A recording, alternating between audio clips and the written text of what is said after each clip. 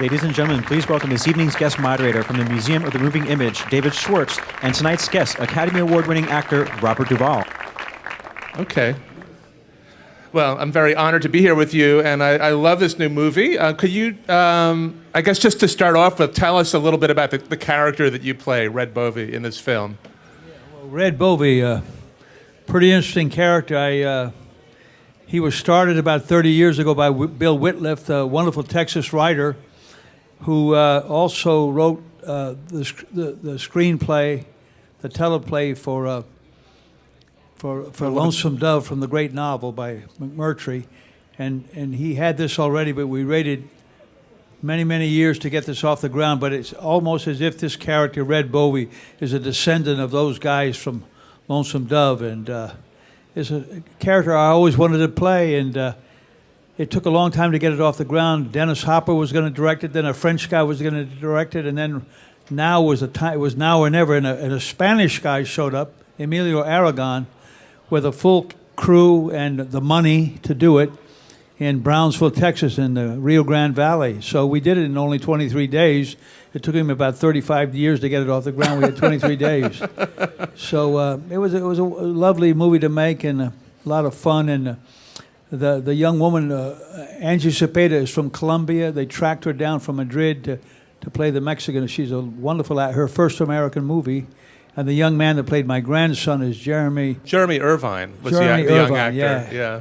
And Joaquin Cosio, a wonderful stage actor from Mexico City, played in it, and certain actors from Spain. It was a wonderful experience working 23 days. We had to cram it in, but it was wonderful working on this character. Titus Red Bovie was his name.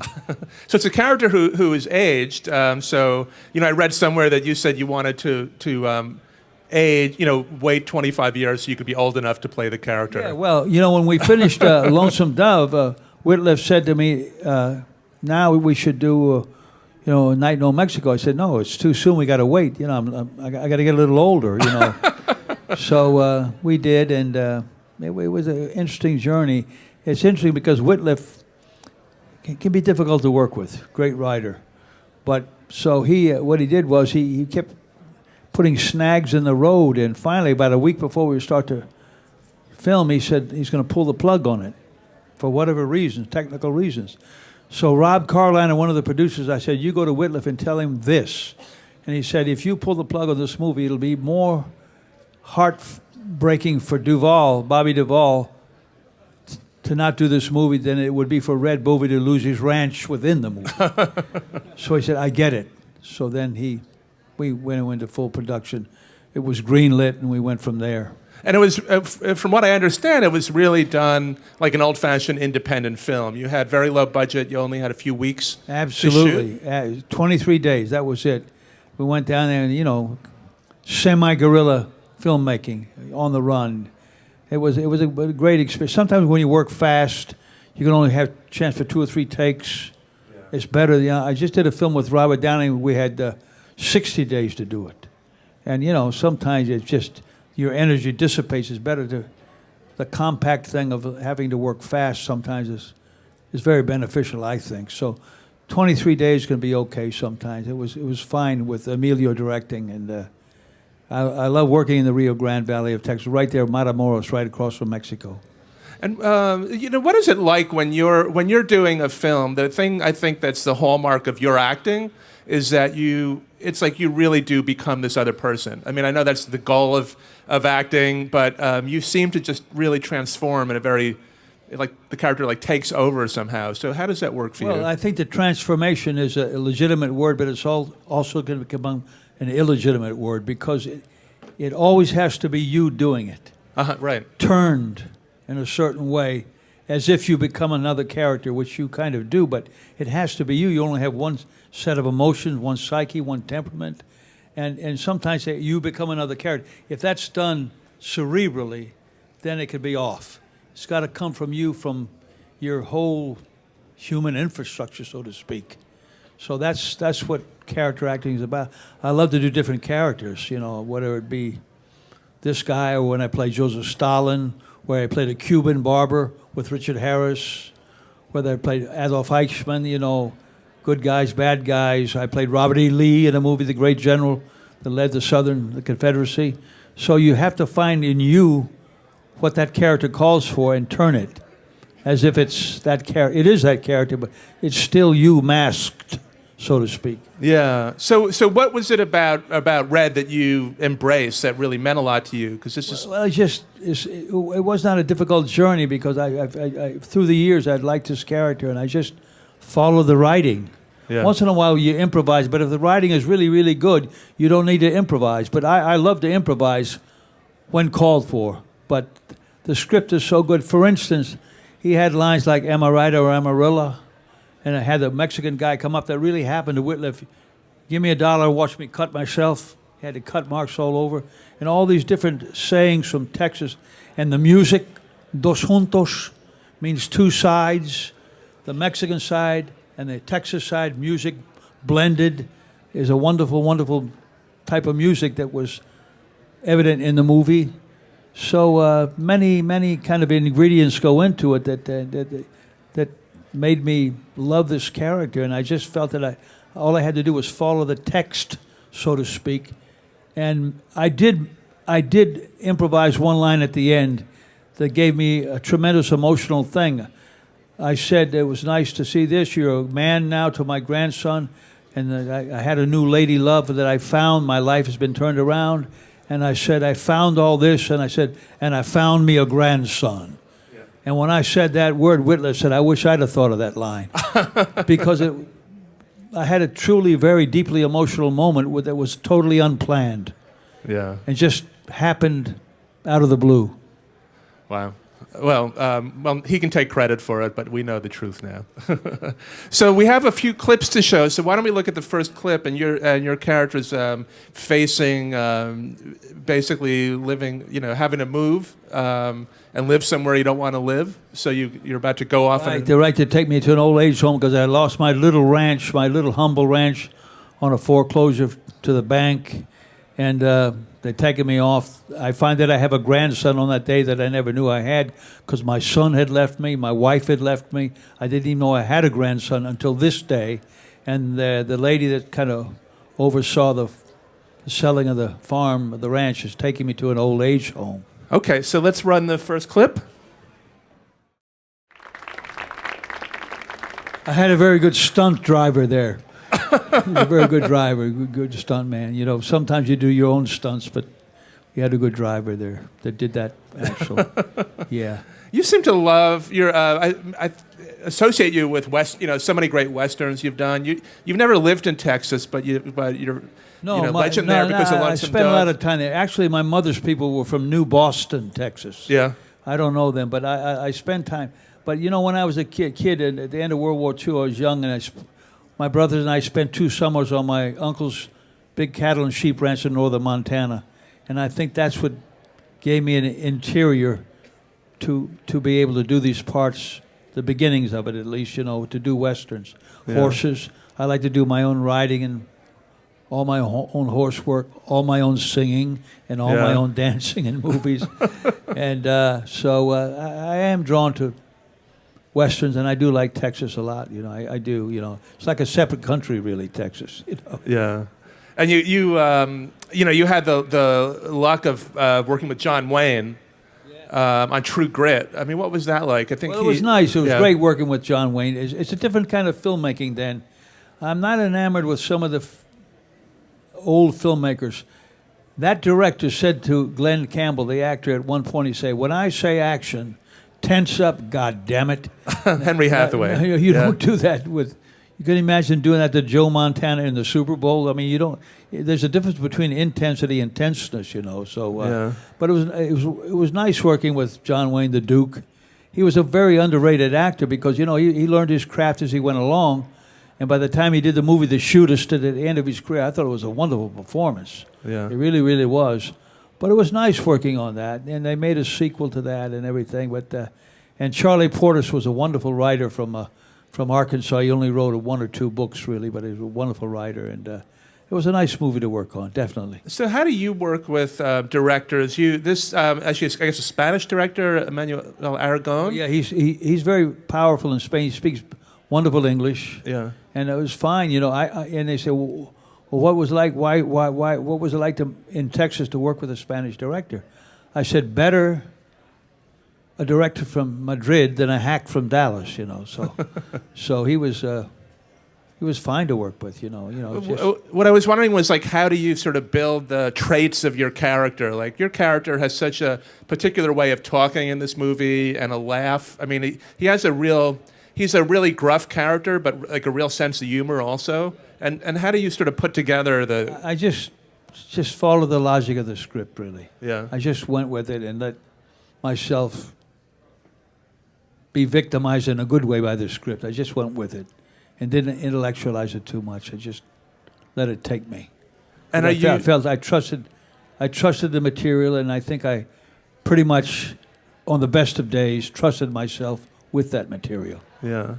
And do you find that once you're in a character, do you pretty much... I mean, are you the type of actor who stays in character the whole time, or do you turn it on and off pretty easily? Yeah, I turn it on and off. I mean, I some actors do stay in character all day long. I would think that would be very, very tiresome, I think once you do something good, then it's all you doing it. It's so you can go relax with your friends and come back, I mean, some scenes are, involve a little bit more, concentration and emotional preparation. But my kind of simplistic form of acting is you start from zero, and you let the process take you to the result rather than going to the result. So I talk, you listen, as we're doing now. You talk, I listen. And that simplicity, to be that simple and that pure, it's not that easy always. Let us see where it takes you.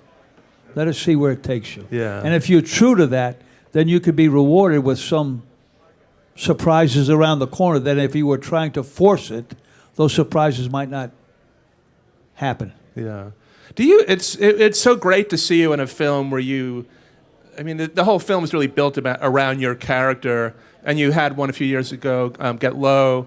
Is it hard to find scripts that you want to do? Because we would love to see you in more films. I've done a lot of things that, it is hard to find good scripts. This was a good one. Get Low was a good one.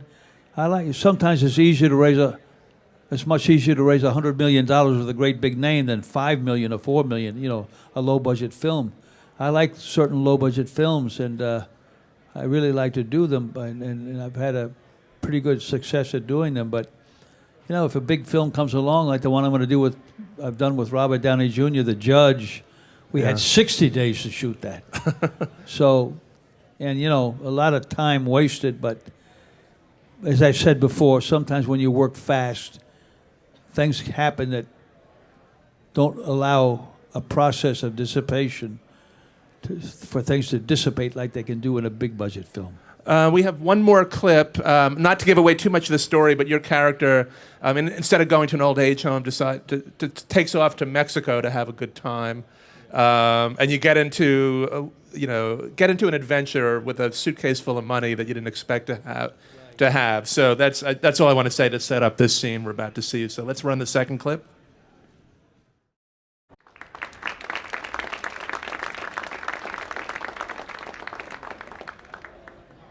So that's such a powerful scene. Can you talk about what it's like when you're, there's certain scenes in the film that are just so intense, and I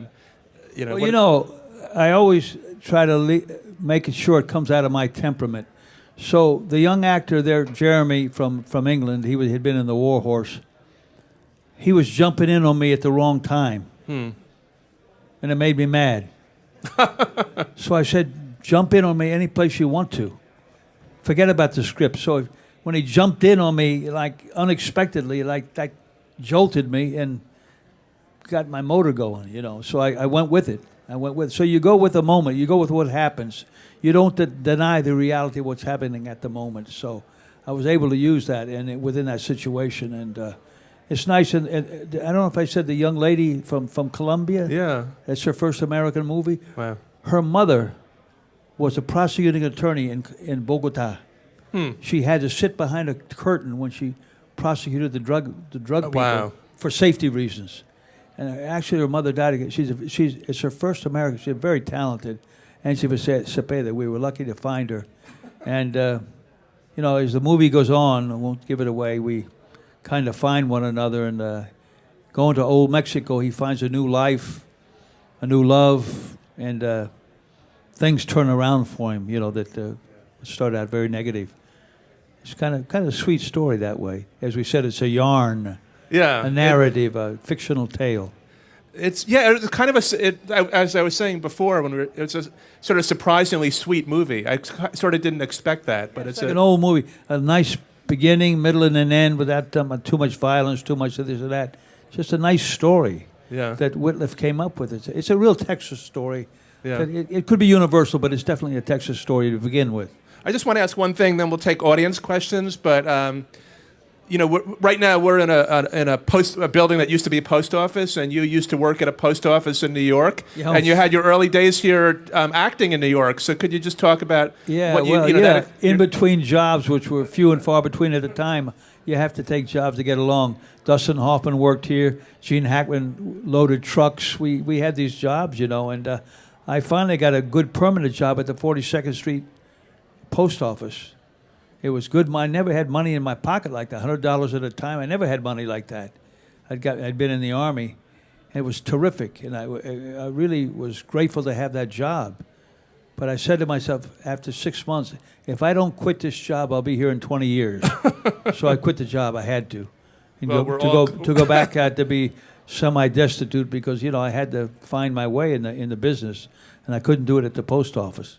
And you started doing a lot of theater. Did you always want to go into films? Yeah, well, I did. It's been a while. The last play I did was American Buffalo, David Mamet's play on Broadway that my good friend Ulu Grossbar directed it, and it was a beautiful production that he directed. They say it was the best one yet. And Ulu was great to work with. I did one film with him, with True Confessions. True Confessions. Great movie. And Ulu died, unfortunately, 2 years ago. He was a dear, dear friend, and I used to do a lot of theater in Long Island and so forth. And but now, I figure some of these parts I do in the movies I could do in theater if I had to. Yeah. Not that I want to do it 8 times a week, but Well, you had a pretty good first film, this thing called To Kill a Mockingbird. Absolutely, To Kill a Mockingbird. That's a pretty good way to start. Yeah, Horton Foote, the great writer. He and Francis Coppola, we did Godfather 1 and 2 and Apocalypse, and then I wrote a letter to Coppola recently thanking him, saying, you and Horton Foote in my beginnings helped me. The both of them, very, very different in their thrusts. But you were Horton Foote did that. We did that movie Tomorrow in the black and white that you mentioned. Yeah, and I just read that there was a survey done recently to pick the greatest speeches in movie history, and the number one greatest speech was "I love the smell of napalm." I thought it was 13th. No, it's first. Yeah, people come up to me and say they knew I said it, and they knew that I said it, and their attitude is that only they and I know that I said it, and nobody else in the world knows it, Okay, so do we have some questions from the audience? And just wait for the microphone. So. Hi, thank you so much for coming. So I'm a big fan. I love your all movies. So okay, quickly, my question: you won the Oscar and so many Golden Globes. So where do you keep all statues? Where do you keep you got so many statues. Where do you keep all your awards? Yeah. He said you won an Oscar. Yeah. He wants to know where you keep all your awards. Oh, you mean the trophies? I have a few. Yeah, well, we live on a farm in Virginia, the state of Virginia. We love it there. And the Oscars on the mantle. And then I have a letter on the other wall from Marlon Brando. And I almost liked the letter from Marlon Brando more than the Oscar. You just said that you got a letter from Marlon Brando that meant more to you than the Oscar. That was a letter about the Apostle, right? The movie that you directed. Exactly, the movie I directed and other things. And it was a wonderful letter that, because coming up, we used to go to Cromwell's drugstore. I don't know if it's there anymore, at 50, Rockefeller Plaza. Myself, Dustin Hoffman, Gene Hackman, we used to meet there and a couple of times a week, and talk. And if we mentioned Brando's name once, we mentioned it 25 times. And like Jimmy Kahn said, if the young actors of that era don't give credit to Brando, they're lying. Because he was like a hero to us. He was like a mentor, you know. And I think it's good to have heroes in your life. You got to have people you look up to, you know, because then you learn and you grow. Hi. What was your most difficult role to play? When I played Joseph Stalin on television, we went to Russia and we filmed in the Kremlin. In the Kremlin, nobody had done that before. It was very difficult, you know, to play a Russian guy in English but with a certain accent, and that was very difficult to do because with HBO they weren't well organized, and it was very difficult. But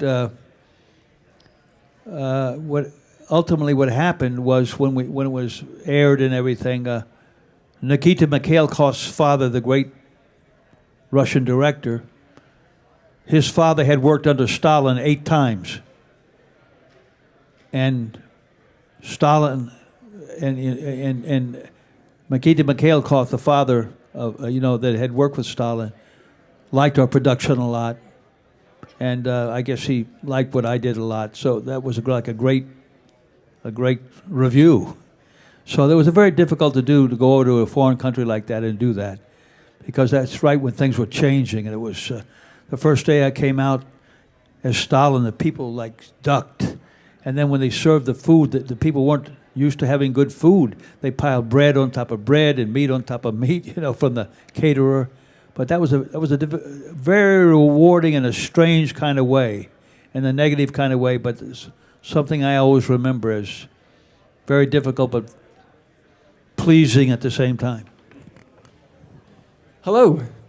I first saw you years ago, back in 1980, and I was wondering, how has the film business changed for you since then? You've been making movies since the 60s, so how have you seen the film business change over the years? Well, I think it's changed, but it's still the same.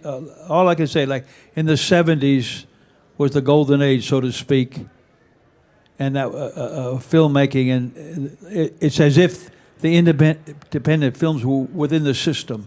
And now they're outside the system. Now they make the big blockbuster films, and the smaller films are more difficult to make. But it's still movie making. It's still action. It's still cut. It's the same. It's just the emphasis is different. And there's some famous director said no good movies have been made since the 70s. Well, he hasn't made any good movies since the 70s. I won't mention any names, but they're good movies every year. And the young actors now are as good or better than ever. Because the door is open going into the 21st century. Instead of certain people wanting to be novelists or whatever, they want to be script writers, directors, actors, and the door is open. Look at guys like Denzel Washington, Lawrence Fishburne, guys like that couldn't, and 30 years ago, they couldn't get a chance. You have Darín of Argentina, you have Bardem of Spain. All these wonderful young actors, the worldwide, and then you go to a country like Iran, and like the Iranian filmmakers, some of them are very good. They say in Hollywood they make machine-made rugs, machine-made movies. In Iran they made handmade rugs, handmade movies. And if you see a movie called The Apple by a 17-year-old girl in Iran, it's beautiful. So it's a worldwide thing, but in a strange way. Even though we try to get away from it, Hollywood is still kind of the Mecca or a semi-Mecca. You know, people still want to come to this country, even when they don't like us particularly, and work here. So it's changed, but it's still action and cut. It's still let's make believe, let's play house. Let's be like kids and play house, but as adults for money and for whatever, you know. So there'll always be a Hollywood, there'll always be movies, and it's a very in medium, even more than ever going into the 21st century for many people, there are many wonderful young actors now. For me, some people disagree, for me, better than ever. Two things. I notice how well you use certain things like a hat or the car as characters to add to developing your character. Can you talk about that, how you use certain visual characteristics, or like the car is almost like a character in the film? And also I want to hear what your production company is working on next, or working on in maybe theater and such. Yeah, what if your production company is, any projects that are in the works? No, production company is no longer.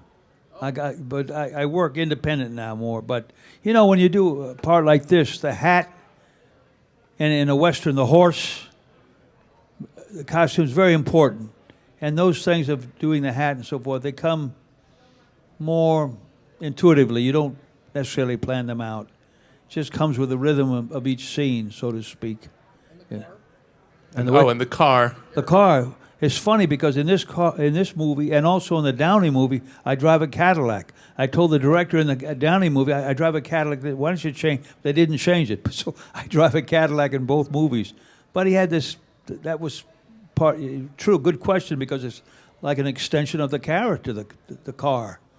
It's all he's got left when he heads to Mexico, old Mexico as he calls it, with his newfound grandson. It's interesting because a good friend of mine, Buster Welch, he's in his 80s now. He's one of the all-time great cutting horse riders in Texas.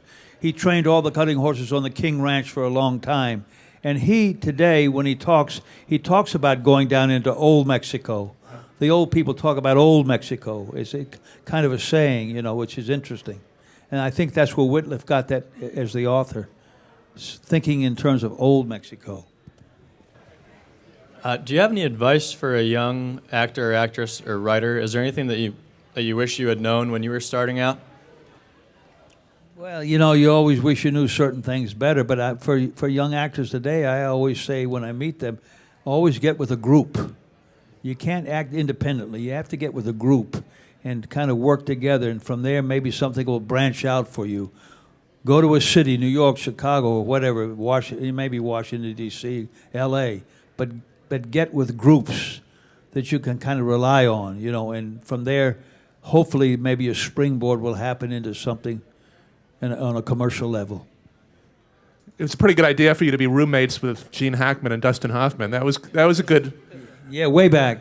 Well, I knew Gene. Gene lived downtown with his wife, Faye, and he said, I have this friend coming in town with a shock of black hair. You know, he'd sleep on my floor. It was Dustin Hoffman. And Dustin, myself, my brother, Maurice Stern, who was a cantor, we rented a wonderful railroad apartment, 107th and Broadway. We had great parties. Gene Hackman lived downtown. And I never see those guys. It's crazy because the country's so big, you know, people are all over the place. But whenever I do see them, I pick up right where we left off. Right, you know, it could be 20 years, we still pick, you know. But good guys, talented guys. I was wondering what it feels like to you to watch yourself in a movie. Or if when you see yourself, like you're clicking along and you see yourself, do you stop? Do you omit it? Or what do you do? Oh, well, what's it like watching yourself in a movie? Like if you have the TV on and you show up in a movie, do you keep watching it? Or sometimes I watch, I shift stations as well, you know. It depends, you know, it depends. You know, I don't go over my old movies that much, you know, once in a while, yeah. I think I'm wondering more what it feels like to watch yourself in the movie. Yeah, what does it feel like for you when you see yourself? And well, you know, I watch with, you know, now they have the, when you do a movie, they have the playback where never used to have it that way with the naked eye work, but now the directors watch through the box. And if a scene goes well, you know it, and everybody agrees that it's gone well, but I'm superstitious. I figure by the time I walk back to the box, maybe it's not going to be so good after all. So when I watch myself, I just hope that I'm following a sense of truth, talking and listening and talking, and as we are now in a truthful way. And, you know, it's like that's the beginning and the end of it, to be truthful in a set of imaginary circumstances.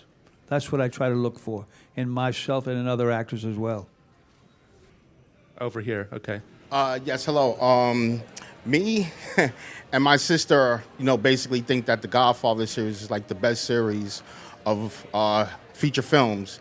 And I thought Tom Hagen was the best character, to me, in my opinion. But my question is, do you find that the older you get, the more harder the roles are for you to choose now? No, the roles come to you. You go to them. Sometimes they hack. Sometimes you'll plan with a production company or whatever, and you'll be planning something nice, but then something might come from around the corner that surprises you. That's better than anything you're planning. You know, I was fortunate. to, in the last part of the 20th century, to be fortunate to be in the two biggest film, aside from Apocalypse Now, which was a wonderful thing, Godfather 1 and 2, and Lonesome Dove. Those two, that was four parts were very different. Actually, Lonesome Dove was my favorite part. I can remember walking into the dining room on Lonesome Dove and saying, "Boys, we're making the Godfather of Westerns." And I think we were, yeah. Okay. Well, it's such a treat to see you in this role. I think anybody who loves great acting is going to really enjoy this movie and get a lot out of it. Thanks so much for being here. Thank you. Thank you all for coming. It's good to be back in New York. Thank you.